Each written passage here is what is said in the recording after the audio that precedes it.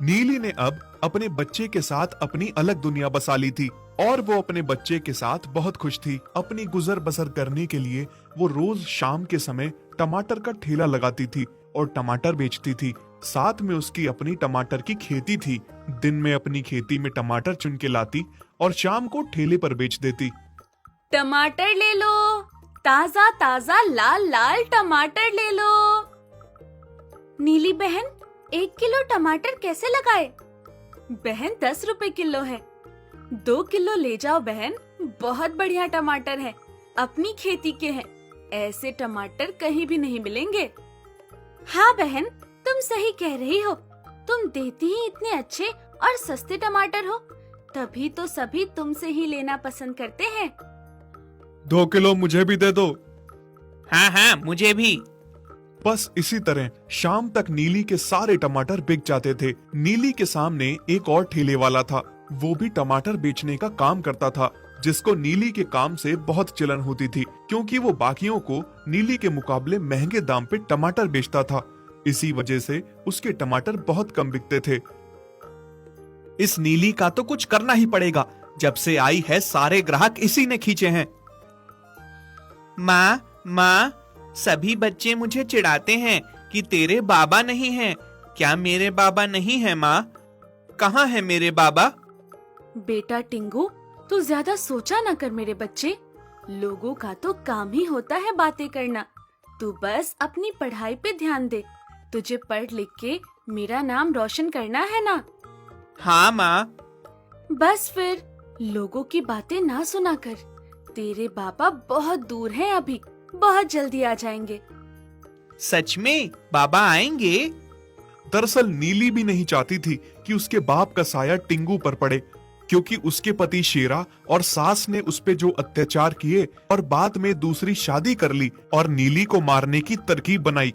उसके बाद वो नहीं चाहती थी कि उसके बच्चे पे उसका साया पड़े। वो अकेले ही अपने बच्चे को पालने में खुश थी, पर दूसरी तरफ शेरा पश्चाताप की आग में जल रहा था। उसने जो कुछ भी नीली के साथ किया था, उसके लिए वो बहुत शर्मिंदा था। तो तुम दोनों माँ बेटे ने क्या सोचा था?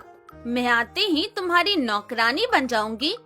मेरे मायके में 10-10 नौकर घूमते थे मेरे आगे पीछे, और तुम लोग इतने गरीब हो कि एक नौकर भी रखने की औकात नहीं है तुम्हारी। और ये बुढ़िया कोई काम क्यों नहीं करती? देखा बेटा, कैसे बोल रही है तेरी बहू। मैं हमेशा नीली को गलत समझती रही, उसे भला बुरा कहती रही, पर उसने कभी जुबान तक ना लड़ाई, और ये क्या कुछ नहीं कहती है। पर माँ, आप ही को तो नीली गलत लगती थी। बस एक बच्चा ना होने की वजह से कितना सताती थी आप उसे, और मुझे भी भड़का भड़का के उसके खिलाफ कर दिया था। आपके साथ मिलके मैं भी उसको मारता था।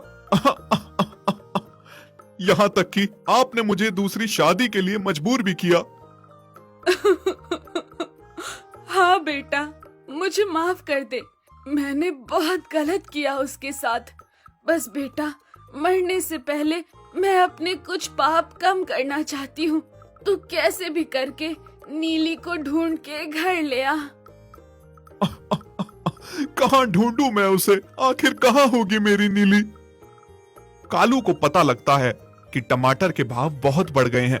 वो सोचता है कि अब तो नीली बहुत पैसे कमाएगी, क्योंकि सभी ग्राहक उसी के पास जाते हैं। मुझे नीली के टमाटर की खेती को उजाड़ना होगा, ताकि जो भी ग्राहक हैं सब मेरे पास आएं और मैं टमाटर का डबल भाव बता के खूब पैसे कमाऊं।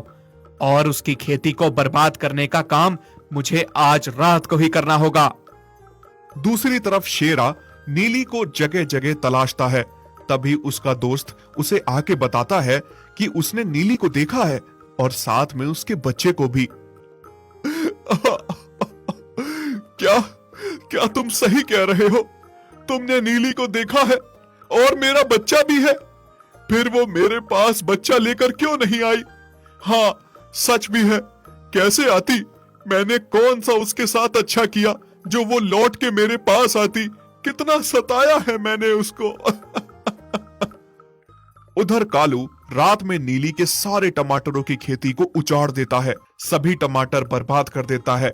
जब सुबह नीली टिंगू को स्कूल छोड़ के खेतों से टमाटर लेने जाती है। तभी शेरा रास्ते में उसे मिलता है। शेरा, तुम यहाँ कैसे? तुम्हें यहाँ का पता किसने दिया? मुझे माफ कर दो नीली, मुझे अपनी गलती का एहसास हो चुका है। मैंने तुम्हारे साथ बहुत गलत किया। मैं तुम्हें और अब अपने बच्चे को लेने आया हूँ, और मैंने दूसरी पत्नी भूमि को भी छोड़ दिया है। चलो अब घर चलो। अच्छा, अब तुम्हें गलती का एहसास हो रहा है। जब मेरे साथ इतना गलत किया तब नहीं दिखा तुम्हें? मैं तुम्हारे बिना अपने बच्चे के साथ बहुत खुश हूँ। चले जाओ तुम यहाँ से।